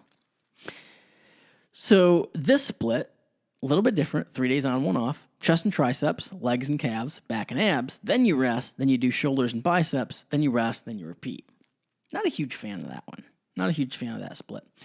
Okay, then we move on to a modified 6 days a week. So although he says it's not a good idea to do more than 4 days in a row, here's a 6 days a week program. Very few people, even professional bodybuilders with some awesome recoverability and the lifestyle that allows them to pay utmost attention to nutrition and training, work out 6 days a week. I work out 6 days a week. Traditional 6-day-a-week routines dictate that you train each body part twice a week. Training a body part more than once every 5 to 7 days usually produces a wearing down effect where the bodybuilder ends up overtraining, not having taken sufficient rest. So this is where we gotta stop and do a little comment here. So again, just way too much emphasis is going on the split and how many times people train a muscle group. Like, we're not talking about what the volume is. We're not talking about what the intensity is. It's just the training split. Whereas, yeah, you can train 6 days a week. You can absolutely train 6 days a week. I train 6 days a week. I know a lot of my clients train 6 days a week. If you love being in the gym, you can absolutely set up a 6-day-a-week program that doesn't lead to overtraining. And you can even train a muscle and a movement more than twice a week. Can you even think about that? So, a little short-sighted here. All right, so what's this 6-day-a-week split we're talking about? There's just a lot of bro science in this section, really. Yeah, a lot of bro science there. Here's I have to finish this just because this paragraph about the 6 days a week training. This split allows you to pay more attention to each body part, and since you're only training one muscle, you never spend a long time in the gym. Long training sessions burn up an abundance of glycogen and set in motion a cascade of hormones that oppose the building process. This is funny. I've actually heard people talk about this. Where this was actually something people talked about back in the day. Like, if you train for longer than an hour and 10 minutes, or I don't know, whatever the 90 minute, whatever their time domain that they used was. If you train for too long, defeats the purpose of the whole training session. You trained too long, worked out for too long, opposes the building process. The whole workout was useless. Like, it's bullshit. It's bullshit. Like, it doesn't, the amount of time you train, like, yeah, I get what they're saying. Like, you can't just do an abundance of volume. You can't train all day long and be able to recover from it. But the amount of time you spend in the gym, again, makes no difference. It does not matter. Anyway, here's the 6 day a week. 6 day a week program. Day 1, chest and abs. Day 2, back. Day 3, arms. Day 4, quads. Oh, we're splitting up quads and hams. Day 4, quads. Day 5, hamstrings and calves. Day 6, shoulders. This was a popular, very popular bro bodybuilding split that a lot of guys use, and that's what was in the magazine. This was like the utmost bro. Like, I guess probably the most bro program I've ever seen split up arms. Like, it literally split up biceps and triceps, but that was crazy. This one splits up quads and hamstrings. So you do chest one day, back day 2, arms day 3, quads day 4, so I assume squats, then day 5, hamstrings. Probably should have split up quads and hams, but then probably would want to keep it away from back too. Then day 6, shoulders, day 7, rest and repeat. So yeah, I probably followed a program like this back in the day. Just a one muscle group per day, straight bro split here. Yeah, very, very interesting. The sections on the training splits. Like, again, a ton of emphasis placed on that. So moving on to, we're going to dig into a little bit of detail here on what intermediates and advanced people should do. So intermediate training. As the intensity of poundages used increases, the frequency or number of times you train a body part each week should correspondingly decrease. So here he talks about again that, okay, so you become more advanced, you get stronger, you should decrease frequency. And this is kind of the idea behind why bro splits became popular. Again, I don't necessarily agree with that. Don't agree with that at all. Like, that's kind of the theme here. However, as much as I don't agree with all the talk on the training splits and just the overall emphasis placed on, training each muscle group once a week, and once you get past the beginner stage, training each muscle group once a week, and kind of setting things up in the bro split template. As much as I don't necessarily agree with all that, the next section I do agree with, and the heading is the importance of using heavy weights, and I got to provide some context here. This seems very like, oh, why is this a big deal? Like, importance of using heavy weights. This is, isn't that kind of common sense?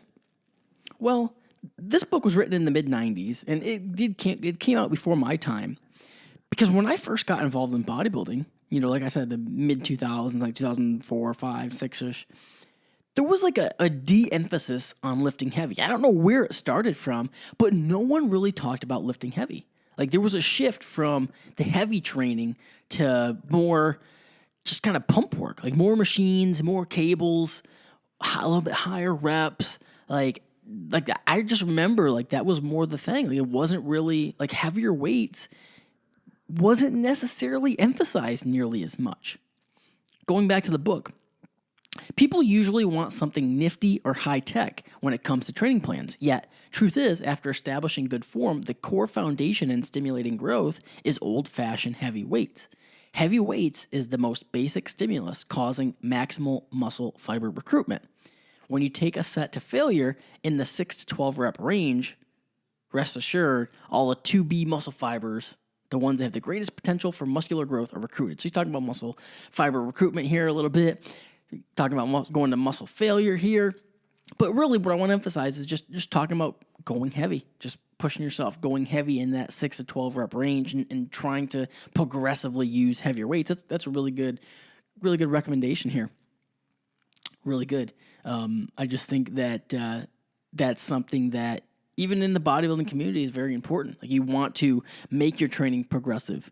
You want to build into your program ways for it to be progressive and ways to get stronger. There's a benefit to getting stronger. When you continuously get stronger in the gym, your performance increases in the gym, the aesthetic benefits are usually very close behind. You want to avoid, and this is a mistake I made during my high school years. Like, I trained hard, but again, I just didn't put enough emphasis on really getting stronger. So how do we determine when you go from an intermediate to advanced?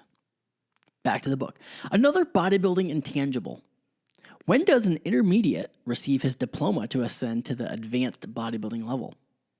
It's hard to pinpoint. It's up to you. If you have mastered form, coordination, and feel the muscle, and the weights are going up, then move on. The best training schedule is the modified 6-day-a-week plan or the 2-day on, 1-day off approach. Most should train for a minimum of 1 year before considering an advanced training plan. Well, when you look at a book like Practical Programming, Ripito has his kind of own analogy for how you go from beginner to intermediate to advanced. And we could get into a whole discussion there. We can at a different time. But I just find it interesting that, that's kind of how Aceto describes it here is, about a year of training, you got your form down, your technique down, you're feeling the muscle, your weights are progressing, you're advanced. And then, of course, we're talking the 6-day-a-week program here or the 2 on, 1 off. Now, I do want to talk about this. And this is some good information, basic stuff, but advanced training tips. So some advanced training tips. And the advanced training techniques we talk about here are very similar to what may be referred to as like the Weider principles. Like if you followed the Weiders back in the day, read their content, their magazines, books, etc. The Weider principles are kind of well known. But here's where Chris Aceto talks about some advanced training tips. And these are some good stuff to throw in from time to time. First up, rest pause. While 6 to 12 reps is the range you want to be in, you do not have to do all your reps at once. Let's say you're shooting for 8 reps on the bench press, but struggle to finish only 8. You rack the weight, rest for no longer than 20 seconds, and push up 2 more for a total of 8 reps. So a rest pause set. I used to do this stuff back in the day. I think sometimes these advanced training techniques get lost, and there's a reason. I mean, there's pros and cons to it. Like a lot of times training to failure, like you don't necessarily want to train to failure all that often. The pros and cons of it, it's when intensity gets higher, again, it gets harder to recover from the amount of volume you need, and volume's what's most important for building muscle. But occasionally throwing in some of these advanced techniques are important. Rest pause sets are great also when you maybe overshoot an RPE or something. So you're like, okay, well, I pick a certain weight for 8 reps, but then you fail at 6, or you feel like you're going to fail at 6. You're like, well, shit, I don't want to go to failure here. Just rack the weight a rep early, take 20 seconds, and then finish the set. So you still got the same amount of work in, and then for the next set, you can adjust if needed. Or if everything's going very well, and then on the last set, you're like, man, I've been using, let's say 315 for all my sets of 6 here, but man, I don't know if this last one I'm going to be able to get 6 at the required RPE. Just plan right from the start. Be like, okay, well, I'll just do 4, rack it, and then do the next 2. Definitely like rest pause sets. And with assistance work, I mean, you can get a little bit crazy with the assistance work and kind of do it in the traditional sense of just like, hey, I'm going to go all out for my last set here, get 8 reps, rack it, and then just go all out again, get as many as I can. It's a good way to do, throw in some extra volume on accessory work where the extra intensity is not going to kill you. Next thing he talks about is strip sets, which I would refer to as just drop sets. So, to the book. A good way to add stress to the muscle is to use a heavy weight and aim for 10 reps to failure. However, in 70-pound dumbbell presses, let's say you can only get 5 reps. Then you drop the dumbbells and immediately pick up lighter weights that allow you to squeeze out 3 more. After failing again, immediately yet choose another lighter dumbbell and get the last 2 reps for a total of 10 reps. So yeah, strip sets here. We're talking about drop sets. This used to be my favorite. I used to love doing drop sets. It's a good way to again, you can kind of the same idea as the rest pauses. You go a little bit heavier. Like let's say you want to do 10 reps. Well, you just do a little bit heavier and you pick a weight that you could maybe only do 5, 6 with. And then I don't ever really do like the 2 drops. Maybe just 1 drop was good. So on accessory stuff, I used to, back in the day, I used to train with my one buddy, Ryan McKittra. And we used to start every leg workout with leg extensions, like to pre-exhaust the muscle. And our last set, we would do a crazy drop set. Like we're just talking like 3 to 4 or 5 drops. Like it was wild. And man, that will destroy your legs. Like it was nuts back in the day. I think sometimes like we get so caught up in, again, kind of what I was talking about in the beginning, like you can almost get too smart for your own good. Like you recognize like, yeah, doing all these intensity principles, rest pause, drop sets, et cetera, et cetera. Like, man, it brings a lot of intensity, and it probably, isn't great to do all the time. But shit, man, I think sometimes we get too smart for our own good. Adding some of these intensity principles, I think there's a benefit to it. Like, it's just a great way to up the ante, so to speak, in your training and just bring some fucking intensity to your lifting, which most people, if you look around the gym, are severely needing. Next thing he talks about, forced reps. Again, these are just most of these techniques are just ways to get in some extra reps. I mean, really with the strip sets, drop sets, rest pause, forced reps here. So he says, aim to do a set number of reps, 8, for example. Then use a weight that only allows you to do 6 clean reps. Then you have a spotter help you get the last 2. So again, you pick a heavier weight than the rep range would allow, and then instead of dropping the weight or resting and then doing the extra, you just have a partner help you with the next 2. I think that's like the forced reps are like the bro method. Like, I think pretty much everyone who goes to the gym uses forced reps, whether they call it that or not. It's like the classic, like you're benching and then your buddy helps you with the last couple and he's like, it's all you, bro, it's all you. But even if he's just barely touching it, it's still like 5 to 10 pounds. Forced reps, though, definitely something. Peak contraction negatives. This technique is good for exercises that allow you to squeeze a muscle at the top of an exercise. You can use this with leg extension, legs curls, biceps, triceps, etc. Here's how it works. For example, on leg extensions, you may set a goal of 10 reps, but can accomplish 6 reps on your own. Have a partner help you get an additional 4 reps, bringing the total to 10. For the final 4 reps, have your partner manually help you extend the weight up so your legs are fully extended at the top. Contract your quads in a static holding position for 1 to 2 seconds, and then instead of lowering the weight with little resistance during the negative or downside of the exercises, fight and resist the weight as much as you can, lowering the weight as slowly as possible. So really, we're just talking about accentuating the eccentric part of the lift, doing slow negatives. Tempo work. This is essentially just tempo work and you can use this from a strength component. You can use it for a muscle building component. I like tempo work. I don't necessarily prescribe it in the sense he's talking about here, but tempo work is good. Then he talks about some other things, supersets, which are probably most common of any of the things here we're talking about, supersets. So supersets entail doing one exercise right after another with as little rest as possible. Everyone's done supersets.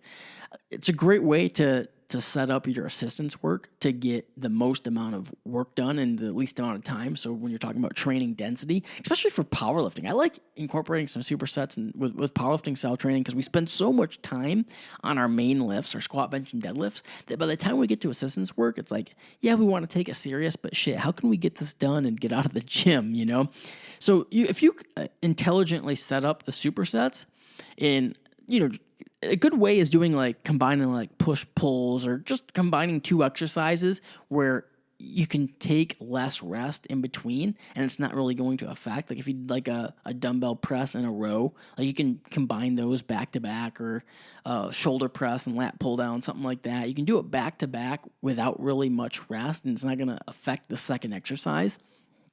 It's a great way to get more training density in. Next thing he talks about, partials. Partials are referred to as half reps. Another bro favorite. Man, a lot of bros had all these training and principles down. Half reps is a technique you use to overload the muscle after failing with good form in full range of movement. So essentially, you just do full range of motion, and then after you're fatigued, you can't do any more full reps. You just do a couple half reps. Again, something like a leg extension, leg curl, or bicep curls, tricep press down, things like that would work good. This wouldn't necessarily want to do this on main movements. And that's really all he talked about. I mean, he talked about a couple other things, but just changing the angles of the exercises. And he also, here's something interesting. He calls this a training intensity principle, but doing 3 rep maxes. Let's dig into this. While the 6 to 12 rep range is the primary repetition range best suited for gains, we've heard that. He likes that 6 to 12 rep range. There is a place for lower rep training. A rep range under 6 promotes strength increases. In fact, the lower the rep range, the less changes in muscle size and the more radical the changes in muscle strength. It's fully possible to continue building strength year after year without adding any significant lean muscle mass at all. Yeah, we've talked about that, the neurological benefit of training heavy. This explains how powerlifters, those athletes whose foremost goal is to increase muscle strength, can increase their 1 repetition maximum lift on such lifts like the bench press, the deadlift, and the squat without adding any body weight or muscle size. It's because they train in the 1 to 3 rep range. This will induce increases in strength with little increases in muscle mass. Again, yeah, for the most part, because the volume will be lower. That said, there is a place for lower rep training. Once every 6 to 8 weeks is a good idea to dedicate a 2-week period of your training towards lowering your rep ranges to sets of 3, 2s, and even 1 rep maxes. This 2-week mini strength building phase will not only build up your strength, but will increase your tolerance for heavy weights when you return to the 6 to 12 rep range.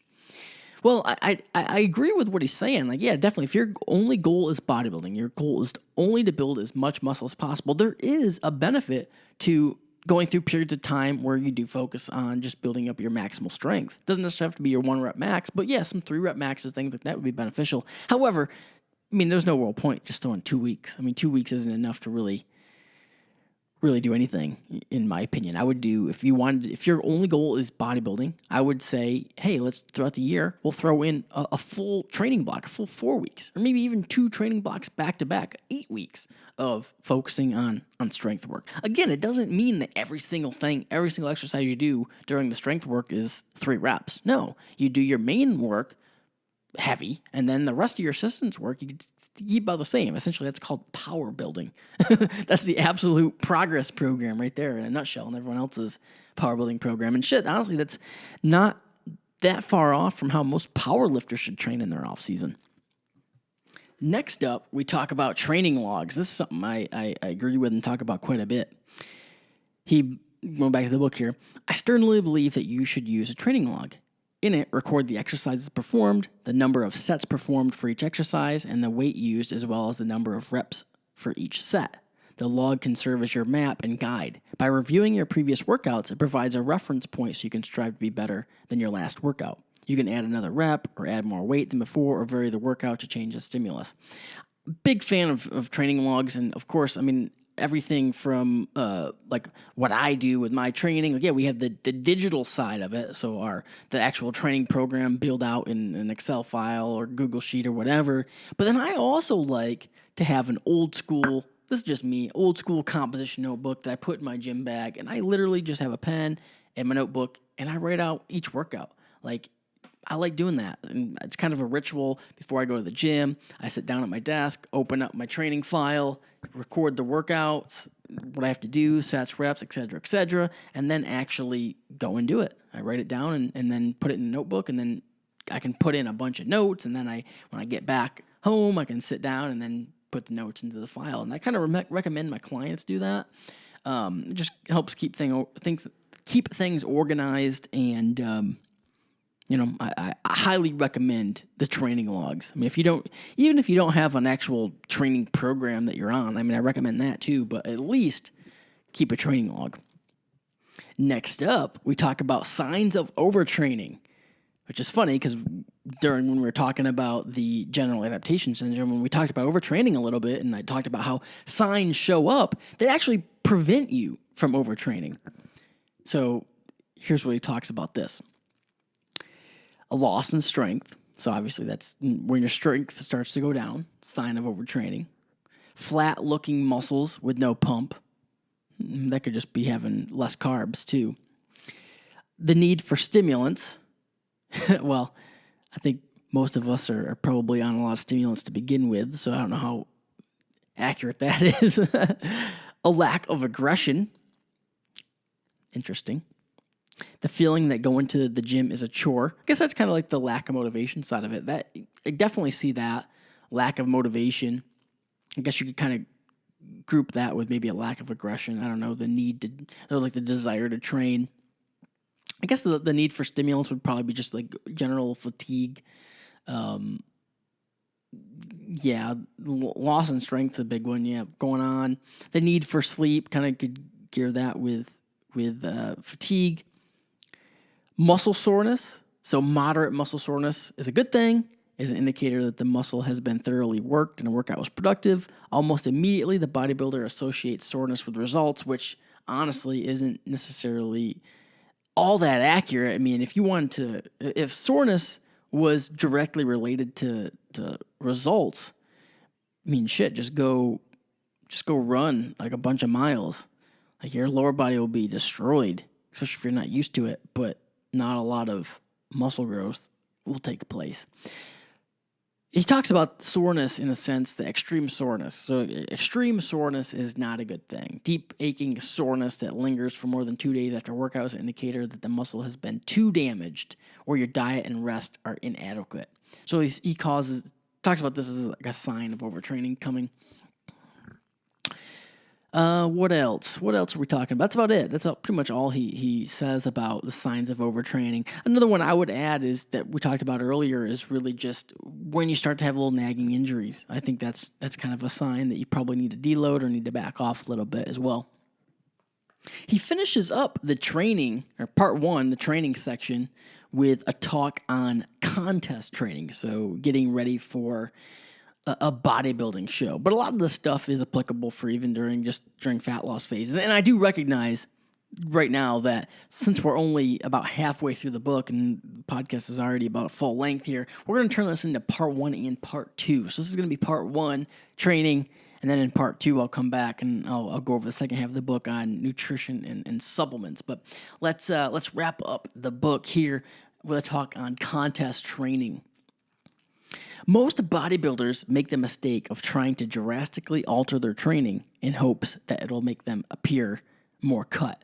This was the old, do high reps and light weight to get ripped thing. That was a myth. That was like super popular back in the day. Like, when your goal is cutting, super high reps, light weights, et cetera, et cetera. And I like that he's kind of saying like, shit, that's a myth. Like, there's no real way to shape a muscle. So a lot of times when people are like, let's do light weights and get ripped and shape a muscle. Well, you can't really shape a muscle. And high reps don't bring out striations. Like, you don't get striated glutes from doing glute training. Like, a muscle is already striated. It's just covered in a layer of fat. So again, when we're talking about contest training, a lot of it is, you're just looking at the same type of training. Whether you're trying to gain muscle or lose fat, the training is gonna stay about the same. The training that helps you build the muscle is going to be the training that helps you maintain the muscle. We want to keep about the same training, but at the end of the day, a caloric deficit is a recovery deficit. So fatigue has to be managed. Intensity and volume eventually will have to be adjusted. But we want to avoid just doing less work when dieting, because less work is less stimulus. I think that's sometimes what people think, like, I'm going on a fat loss phase. Well, volume immediately has to go down, like way down. I'm going to lose a bunch of strength. Well, not necessarily. Especially initially during a fat loss phase, you don't necessarily have to lose much strength or any strength. And your ability to handle about the same amount of volume especially initially, should be about the same. Like, you don't need to drastically lower the volume. Eventually, the deeper you get into a fat loss phase, the longer you're in a deficit, the more amount of fat you've lost, more amount of weight you've lost, the leaner you get, the leaner your body fat is.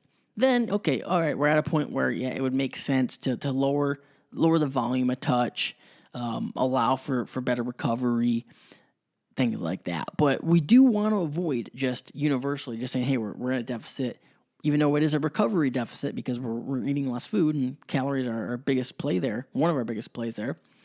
We do want to keep the stimulus up because we want to maintain that as much muscle as possible. We'll end it with a couple of recommendations he has for preparing for your first show. I think these are pretty good. Start early. I think a lot of times people mess up. They wait. Like, there's no sense in waiting. Like, if you're doing a bodybuilding show or a fat loss phase, if you have a date, a fat loss phase with a specific date or doing a bodybuilding show, anything that you have a specific date that you're going to do, like a transformation contest, anything. As soon as you can start. Like, as soon as you made your mind you're doing it, start then. Like, don't say, I'm going to start in a couple weeks. Like, that's dumb. That's stupid.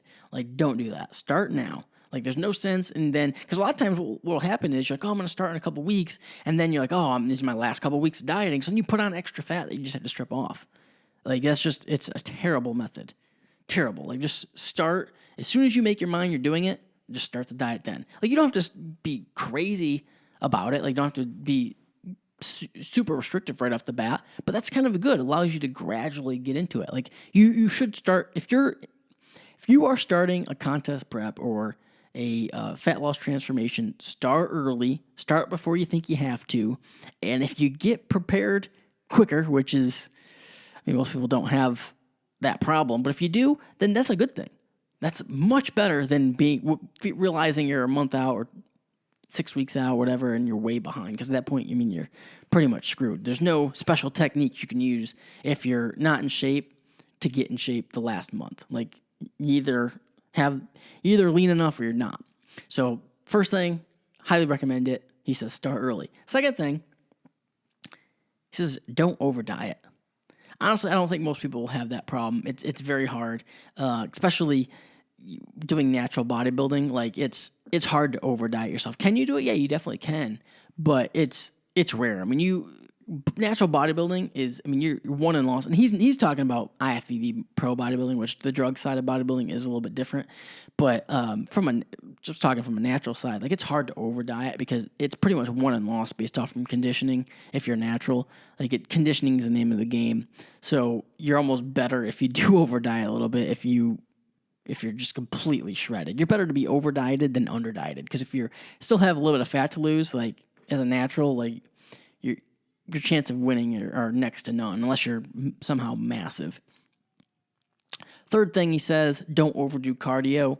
Again, this is kind of similar to the over dieting. Like, it's, amount of cardio you do. And we talk about this with the nutrition section. We talk more about cardio. But really the idea is you just got to do as much cardio as you need to facilitate fat loss, in conjunction with your diet. Now, if you do see over cardio done with the female bikini competitors. Like, you see those, like the bikini camps, like the girls that take part in those like huge camps of when the coaches work with like 200 competitors and shit, and they have like their own methods of doing stuff where they're all doing like 2 hours of cardio a day.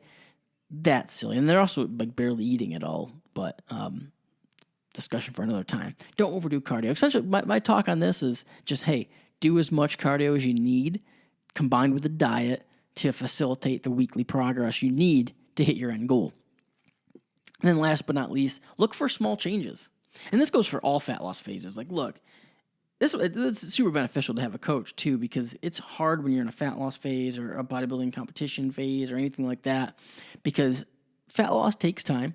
It's hard to see changes in yourself because you're looking at yourself in the mirror every day. That's why you need some outside perspective from a coach to look at you, look at your update pictures, and kind of provide that feedback that, like, hey, yeah, we are seeing progress here. That's why I like looking at weekly weigh-ins too. Like, yeah, the scale's not everything, but hey, if we're seeing weekly weight loss, that's another angle we can use. Like, hey, we are making progress here. Measurements are key too. Like, take measurements so you have some more concrete evidence that you're making progress. And small changes. I mean, small changes, if they're done consistently, week after week after week, add up to big changes. All right. Well, shit.